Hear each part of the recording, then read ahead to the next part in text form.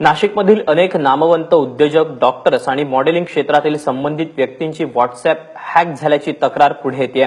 Cyber sale स्टेशनमध्ये अज्ञातांविरोधात गुन्हा दाखल करण्यात आलाय। आतापर्यंत 20 जणांचं अकाउंट हॅक झाल्याची तक्रार ही दाखल करण्यात आली आहे। आणि याबद्दल अधिक माहिती जाणून घेण्यासाठी सागर वैद्य आमचे प्रतिनिधी आपल्या सोबत आहेत नाशिकहून। सागर, एकंदरीतच काय नेमका सगळा प्रकार आहे? दीपक, खरं तर एक महत्वाची गोष्ट आहे। काल सकाळपासून नाशिक शहरातल्या अनेक नामवंत डॉक्टर, उद्योजक आणि मॉडेल्स यांच्या नंबरवरून त्यांच्या मित्रांना, नातेवाईकांना अत्यंत अश्लील प्रकारचे व्हिडिओ क्लिप्स, मेसेजेस आणि कन्व्हर्सेशन जे आहे ते केलं जाते। त्याच्यामुळे सर्वात महत्वाची गोष्ट म्हणजे अशा पद्धतीचे मेसेज जर कोणाला येत असतील तर त्यांनी आपापल्या संबंधित लोकांकडे या संदर्भातली तक्रार करावी, अशा पद्धतीचं आवाहन पोलिसांनी केलं आहे। या संदर्भातले कुठलेही अनोळखी नंबर, मेसेजेस यांना कुठलाही रिप्लाय करू नये, अशा पद्धतीचं आवाहन करण्यात आलंय।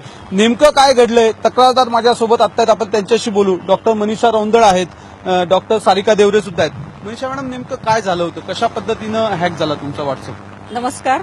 परवा दुपारी मला माझ्या एक फ्रेंडकडनं मेसेज आला, ती अगदी जवळची होती, तिने हे केलं तर मी पण ॲज युजल रिप्लाय हाय केला। त्यानंतर ती म्हटली कैसी हो, तर मैंने बोला आय एम फाईन। तर मला असं वाटलं मी पंढरपूर वारीवरनं आली आणि ती विचारते की तू कशी आहे, काय आहे। आणि ॲज युजल तिने मला म्हणजे आमचं दोघींचं चॅटिंग झालं। त्यात ती म्हणाली की मला एक काम करतेस का, आप मेरा एक काम करोगी क्या? तो ठीक आहे बोलो। तो तिने सांगितलं की एक SMS आलेला आहे, टेक्स्ट मेसेज, तो मला फॉरवर्ड करा। तर मी क्षणभर विचार केला हिला कशाला पाहिजे असेल, पण तिने खूप घाई केली त्या मेसेजेसमध्ये की नाही जल्दी जल्दी भेजो, बहुत अर्जंट आहे। तर मला असं वाटलं अगदी जवळची मैत्रिणी आणि विचारते, तर मी टेक्स्ट मेसेजमध्ये गेली आणि आलेला मेसेज तो मी स्क्रीनशॉट काढून तो तिला फॉरवर्ड केला गेला। आणि त्यानंतर थोडे अश्लील चॅटिंग स्टार्ट झाली। मला मीटिंग असल्यामुळे मी दुर्लक्ष केलं। एक क्षणभर डोक्यात आलं होतं की चला एक कॉल तरी करू, ती अशा प्रकारचे का मेसेज पाठवते, पण मी घाईत असल्यामुळे त्याच्याकडे दुर्लक्ष केलं आणि ह्या बाबतीत मी सगळं विसरून गेली की असं काहीतरी झालंय किंवा मेसेजेस आहे। पण दुसऱ्या दिवशी जेव्हा मला व्हॉट्सअपवरनं कॉल आला, कंपनी कॉल असावा तो, आणि व्हॉइस मेसेज होता, ते एक OTP नंबर देत होते, तो मी घेत होती आणि तोपर्यंत माझं व्हॉट्सअप बंद होऊन गेलं। तर मी रिट्राय करत होती तो OTP नंबरनी, पण माझं व्हॉट्सअप ओपन होतच नव्हतं। आणि क्षणार्धात माझ्या फ्रेंडचा एक फोन आला की मॅडम तुम्ही अशा प्रकारचे काय मेसेज पाठवताय? म्हटलं नाही, मी सकाळपासून मेसेज पाठवलाच नाही काही। हो म्हणे, आत्ताच तुमच्या व्हॉट्सअप नंबरवरनं मला मेसेज आलाय आणि मला प्रश्न पडलाय की तुम्ही म्हणजे अशा प्रकारचे का मेसेज पाठवताय? तर मला थोडं स्ट्राईक झालं, हे नक्की काहीतरी वेगळं असावं। मी रिपीट तिला कॉल केला, नक्की सांग तुला काय मेसेजेस आले। तर तिला सांगायला ते कसं तरी वाटलं की नकोय असं सांगायला, म्हणून मी तिला म्हटलं की मला काल अशा प्रकारचे SMS आले, सेम तुला तसे आले का? हो एक्झॅक्टली तसेच SMS अश्लील मेसेजेस मला आले। आणि मग मला हे स्ट्राईक झालं की हे नक्की काहीतरी वेगळं घडतंय।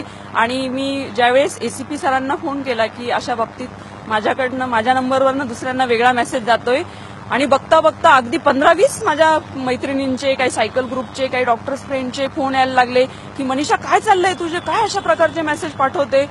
आणि अगदी म्हणजे मलाच वाटलं की नाही हे काहीतरी वेगळं घडतंय। आणि आम्ही एकदमच लगेच सायबर सेल क्राईमला आम्ही धाव घेतली आणि तिथे गेल्यानंतर लक्षात आलं की हे माझ्या बाबतीतच नाही घडते, अशा अगदी 30-40 लोकांनी कालही कंप्लेंट केल्या।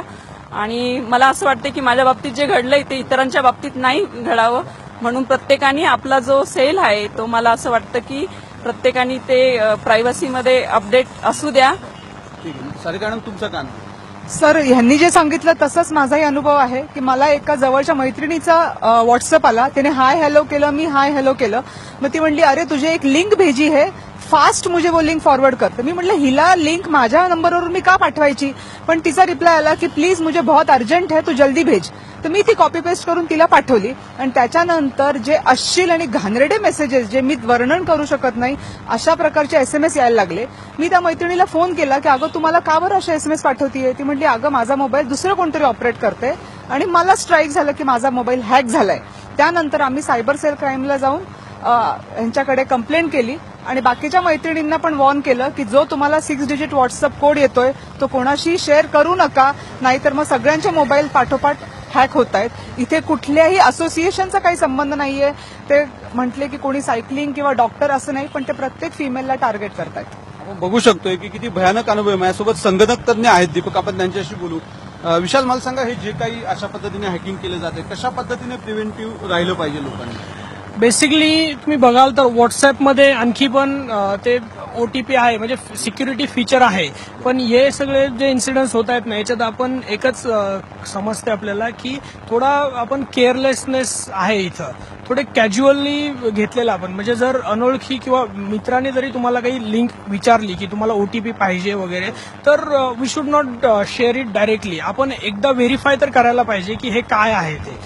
ह्याच्यात असं आहे की दोन गोष्टी होऊ शकतात. एक तर तुमचे जे कॉन्टॅक्ट आहेत, जे जेन्युइन कॉन्टॅक्ट आहेत, त्यांचा फेक अकाउंट पण तुम्हाला विचारू शकतो की मला ते OTP शेअर कर, किंवा तुमच्या कॉन्टॅक्टचा पण व्हॉट्सअप हॅक झाला असू शकतो, तो तुम्हाला विचारू शकतो की मला OTP द्या म्हणून.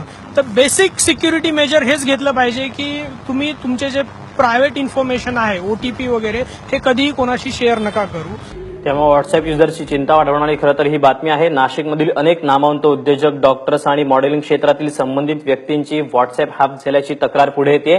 काहीतरी तांत्रिक बिघाड आला, त्यामुळे नाशिकपर्यंतचे व्हिज्युअल्स आपल्यापर्यंत पोहोचू शकत नाहीयेत. दरम्यान अनेक जणांचे जे व्हॉट्सअपचे अकाउंट आहेत ती हॅक झालेली आहेत. कदाचित हा व्हायरस तुमच्यापर्यंत सुद्धा पोहोचू शकतो, त्यामुळे याची काळजी घेणं हे तितकंच गरजेचं आहे. आणि याबद्दलचे जे अधिकचे अपडेट आहेत ते आपण सागरकडनं पुन्हा एकदा पाहणार आहोत. तुर्तास सागर, धन्यवाद दिलेल्या माहितीबद्दल.